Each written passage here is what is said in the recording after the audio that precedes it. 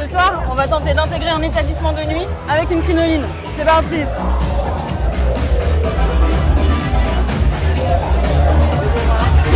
Je m'appelle Ivan, je suis journaliste en histoire de la mode et aujourd'hui je vais essayer avec vous une tenue d'époque et on va voir si c'est galère ou pas.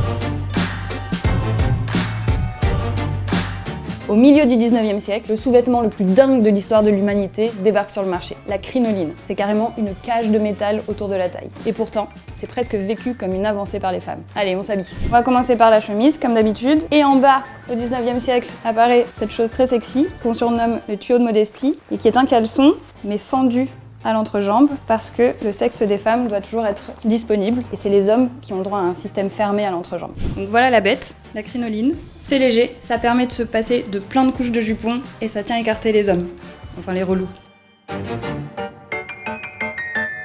On va quand même rajouter un jupon, sinon ça serait pas drôle, ça fait une couche en plus. La crinoline, elle est faite de petites baleines d'acier, c'est un peu comme dans les soutiens-gorge et c'est ça qui permet d'avoir ce volume.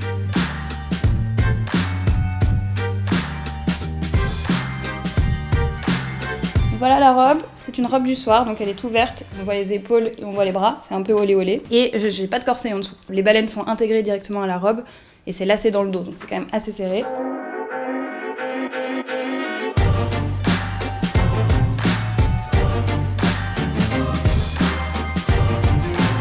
Le principe de la crinoline, c'est que quand on marche, elle imprime un mouvement vers les jambes, donc c'est un peu casse-gueule. Il faut faire des petits pas. C'est ce qu'on attend d'une femme de toute façon, la douceur, la retenue. Alors let's go faire des petits pas dans l'espace public. Au 19e siècle, une femme ne se promène pas toute seule le soir dans le parc de la Villette, notamment parce qu'il n'existe pas encore. Mais pas seulement, c'est très mal vu. Et au 21e siècle, s'il peut encore paraître périlleux de se promener seule le soir dans le parc de la Villette, c'est 10 fois pire avec une crinoline. Bonsoir. Bonsoir. Pardon.